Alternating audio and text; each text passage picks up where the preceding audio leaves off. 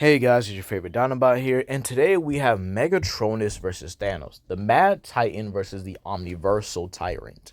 With that being said here, please comment down below, like and subscribe and share with your friends, and thank you to both Prime 1 and Nothing Important here for both helping and discussing this with me, respectively. So without further ado, yeah, let's begin. Now, I'm starting off with Megatronus, considering I already did him on Nothing Important Here's channel. So with that being said here, how strong is Megatronus? Megatronus Prime, you can easily get from Outer Versal to High Outer quite easily. You see, his existence already puts him at that level, as he's known as not only a higher dimensional being, but he's a platonic concept. The concept of entropy itself here. With him being a multiversal singularity, this means there's only one of him across the entirety of the Transformers Omniverse. Now, I've already done the scaling for the Transformers Omniverse. You can easily get it to high universal to boundless quite casually, to the point where some Transformers can even transcend their own fiction and pretty much leave the comic. Keep in mind, Megatronus himself, not only being the concept of entropy, but he's able to manipulate as well. Megatronus' weaponry includes the Requiem Blaster and the Void Scepter. The Requiem Blaster itself is actually capable of, absorbing the energy from space itself and actually firing black holes. Keep in mind, this is important, or firing enough energy of space and time to actually tear through black holes, excuse me. Keep in mind, this means Megatronus is actually tearing through infinite dimensional levels or infinite dimensional layers of any Transformers cosmology. Megatronus himself also possessing the Void Scepter, which actually allows him to erase you from existence, similar to Raceling. But unlike Raceling, this is on a much more painful level, considering it is the concept of entropy. Megatronus can also be afar beings to the entropy dimension, and this is a realm where you basically get erased from existence still. So funny enough, he could take you to a realm, drop you in there, and just watch you get erased on another painful level without even having him to use any of his weapons. Megatronus also possesses high levels of energy manipulation, as in the Dreamwave continuity, he was actually able to one-shot the likes of Grimlock himself, and even in the Forgotten Writing, or the deleted script for it, which would also count as an infinite or another dimension, he was also able to fight against Grimlock when he actually had the power of Primus. Megatronus himself is also so powerful that the Autobots actually needed to use space bridges against him. Keep in mind, space bridges are literally the Autobots or Decepticons tearing holes in the fabric of space and time. But the idea was to tear open so many of them to overwhelm Megatronus from multiple angles, but it would have caused irreparable damage to the entirety of the multiverse. So I want y'all to kind of understand that. Then Megatronus as well is also noted to be able to absorb energy, as he was able to absorb the energy of a very powerful Titan known as the Necro Titan. Megatronus would also scale above his brothers like Vector Prime, Leech Maximo, and Prima. Keep in mind, Prima needed the Matrix of Leadership, which is known to negate narratives itself, and the Star Saber in order to just stalemate Megatronus.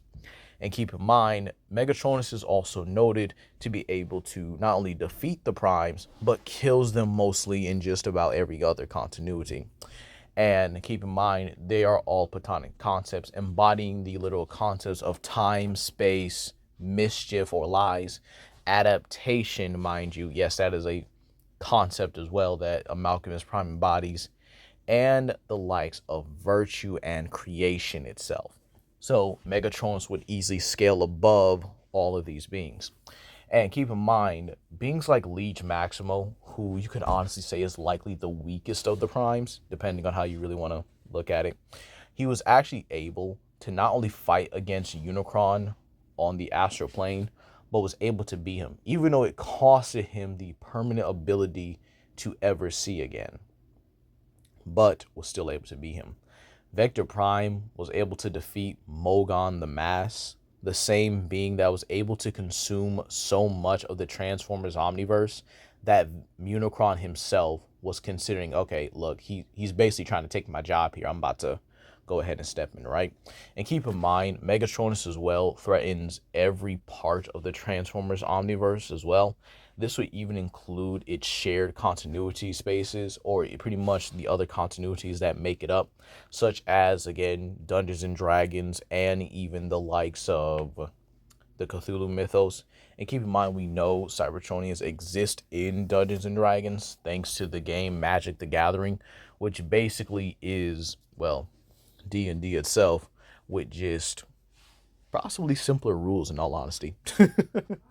But because of his higher dimensional level, because he is a extra dimensional or higher dimensional being, he has the Requiem Blaster, the Void Scepter. He would also be faster than light to immeasurable levels of speed and can threaten every aspect of the Transformers Omniverse, including the higher level deities such as the 13 original Primes, or basically the Primes and the Guiding Hand.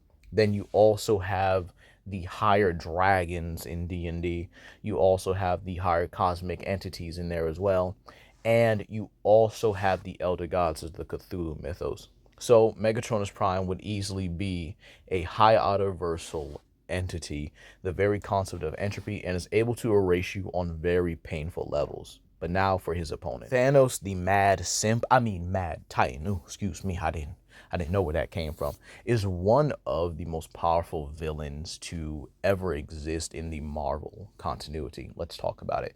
For starters, originally, Thanos himself would actually be in the same ballpark as Skyfathers. He's been able to handle Odin, kill Zoras while in a weakened state. And keep in mind, Zoras is equal to Zeus, who is equal to Odin in his prime. So we got some things to talk about here.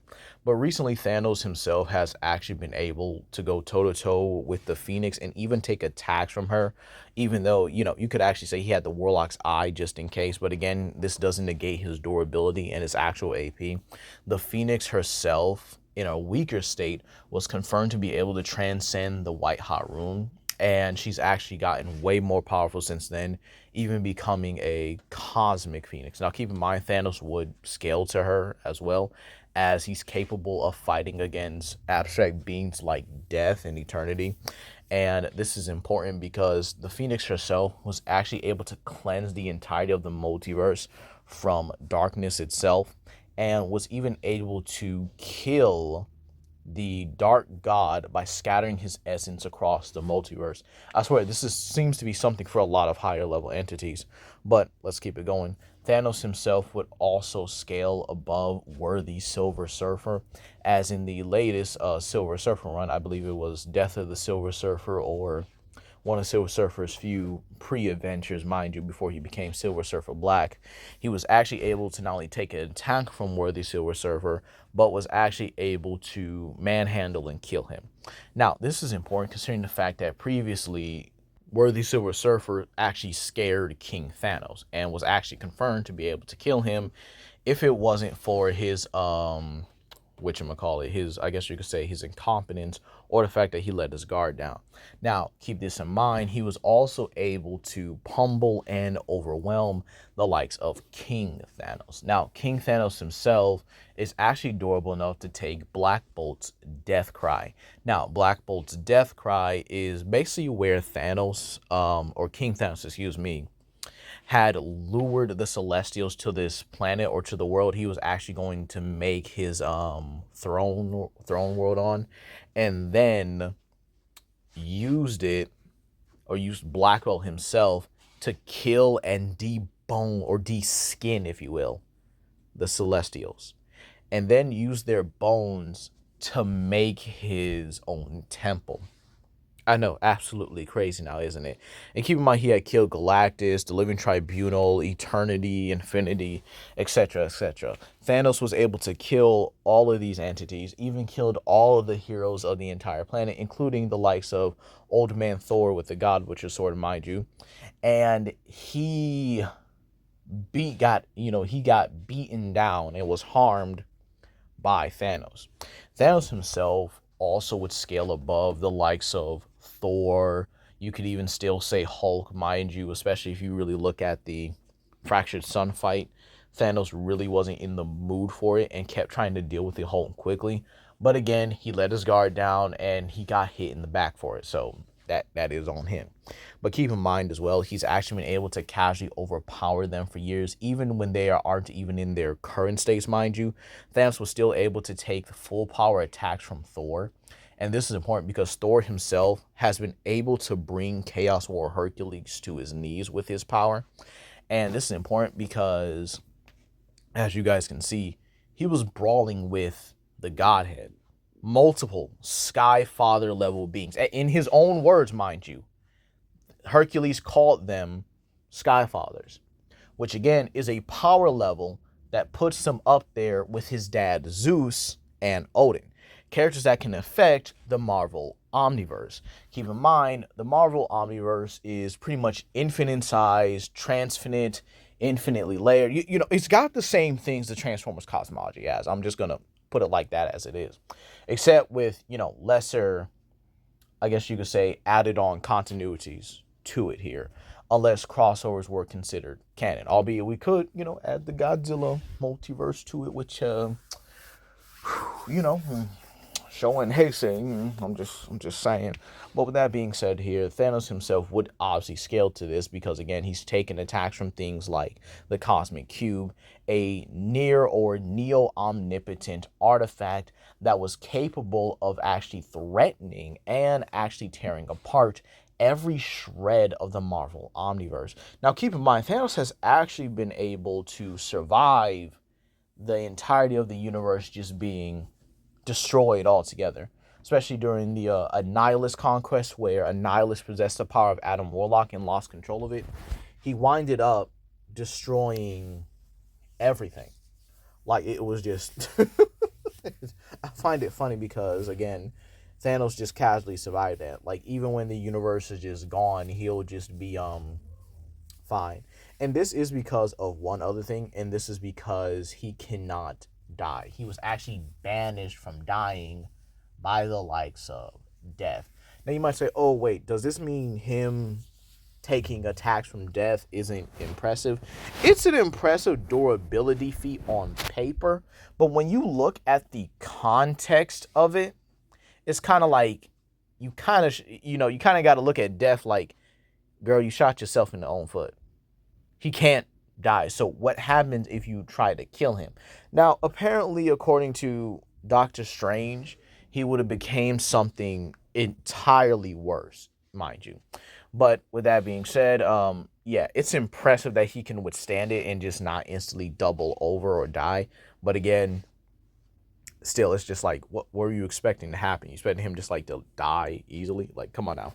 Now, with that being said, Thanos also has some incredible hacks and abilities of his own. He has teleportation, technological teleportation, I should say. He supposedly can teleport naturally, but he just doesn't do it for some reason. He also has a limited form of magic as well.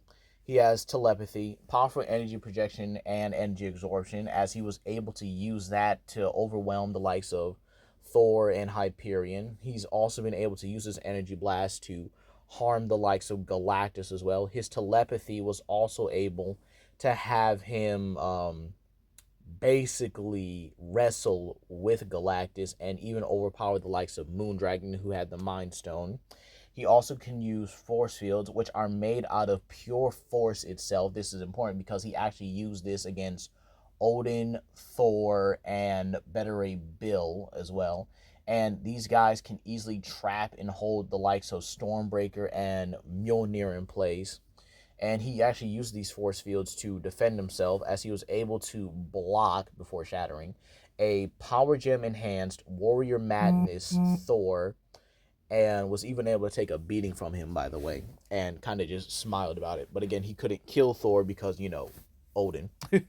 But he was also able to take Blast from Silver Surfer, take Blast from Odin. So overall, Thanos himself should be an outerversal to high outerversal entity quite casually.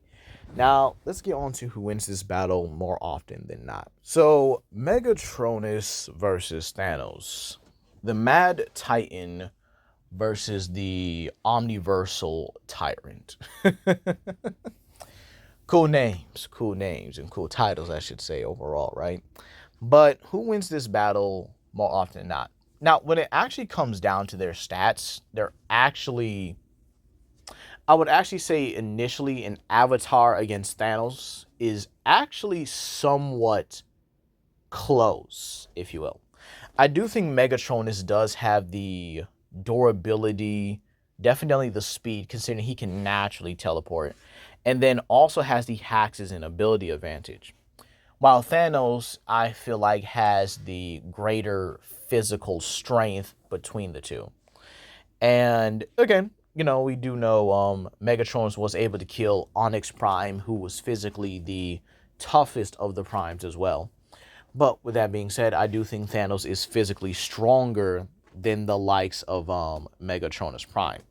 However, what Megatronus has that Thanos really doesn't have is natural weapons. Now, you might say, Legendary, what do you mean by that? Well, let's really talk about it. If Thanos had the Infinity Gauntlet or Cosmic Cube, right? They're technically count as outside weapons, considering the fact that the Infinity Stones can be used by anybody. And it's not like he carries the Infinity Gauntlet on him like it's a natural weapon. And the Cosmic Cube as well also is not a natural weapon. It's one that he uses briefly or actually has to go out of his way in order to get it. Meanwhile, Megatronus is the known owner of the Requiem Blaster. Is also one of the few owners of the Void Scepter, along with the likes of Mortalus, the god of death, who he also scales above. Now, this is actually where it does get a bit more, or actually a lot difficult for Thanos. Now, Thanos' best defenses are his force fields, because I feel like as the fight goes on, Megatronus is just going to overwhelm him in a close quarters fight because of the Void Scepter and the fact that he's not too far off from him. In terms of energy projection, I could actually argue they are definitely equal, and maybe Thanos does have a slight edge when it comes to normal energy projection, but the Requiem Blaster pretty much just overdoes it at that point.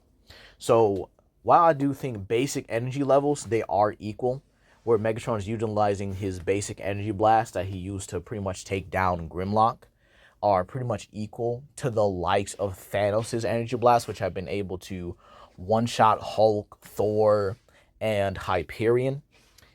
Yeah, I think he can, they're pretty much equal. But when the Requiem Blaster comes out, it's not close at that point. So again, that's another edge for Megatronus. Then we have defenses. Megatronus actually has natural teleportation, while Thanos is more technological. But Thanos also has his shields. However, there's a couple ways to get by it. Number one, a simple durability bypass, which the Void Scepter can actually do. So this means that while Thanos' shields are not invincible and can be cracked by higher level entities such as, Odin, Galactus, and even Thor with a double amp, mind you, he is not going to be able to withstand not only the bypass, but the level of force behind it coming from Megatronus. Keep in mind, the champion with the power gem would have eventually broken through Thanos' shields because he was getting stronger and stronger as the fight progressed. But again, with enhanced individuals or Skyfather level beings, they're able to actually destroy Thanos' shields like it's nothing. So with Megatronus not only being at that level, but being, I would probably say, maybe cosmologically or cosmological orderly, he would actually be higher than Thanos, believe it or not. Because again, I do think the 13 Primes would actually fit more in the same ball bracket as characters like the Celestials, with the members of the Guiding Hand fitting the likes of things like the Living Tribunal, Eternity, Infinity. But the irony of it is, Megatronus is stronger than the 13 original Primes. Oh, that makes this worse now, doesn't it? If he's stronger than the rest of his kin, along with the likes of the Guiding Hand, which, would actually be pretty comparable to the likes of characters like the Living Tribunal and etc., Megatronus would actually have very little issue dealing with Thanos. Do I think he can kill him? Well, that's a maybe. See, Thanos cannot die in the sense of oh well, he's barred from Death's realm, so he can't die. Well, yeah, but again, it may just take higher levels of power, powers of beings that are far above death, to actually be able to get the job done. We've seen God Emperor Doom kill him. We know he died when Magic Galactus pretty much got blown up and destroyed the entirety of the universe. We know that. We also know that he can also be manipulated by higher levels of reality warping, such as the Hedron Cube with Mephisto being able to literally change up the entirety of the 616 verse to fit him and the Squadron Supreme's own narratives. And Megatronus also has high levels of reality warping, and I would actually say he's superior to the likes of the Hedron Cube as well. So there are so many things here that actually do favor Megatronus at the end of the day. Meaning that on Avatar perspective, it might be close. But going further into the cosmological order of things, the amount of higher level entities he would actually scale above, and the beings in said cosmology that would actually be able to beat Thanos more than Thanos can beat them, I would actually say that Megatronus actually takes this mid to low difficulty if we really start diving into the cosmological order. But in terms of like a strongest Avatar versus Thanos type of thing, I would actually say Megatronus takes this mid to high difficulty. All right. Now, true form Megatronus wipes. I don't think there's anything Thanos would be able to do unless he has the Infinity Gauntlet. And even then, that may not even work on someone of that kind of caliber, especially once you get into true forms. But overall, I definitely got to give Megatronus the win. Mid to high difficulty for an Avatar. Mid to low difficulty for the cosmological order scaling. And then low to no difficulty when it comes to true form Megatronus. So overall, he does take it with multiple ways here. But that's going to be all today, you guys. Please comment down below, like and subscribe and share with your friends. And I'll see you guys for another video.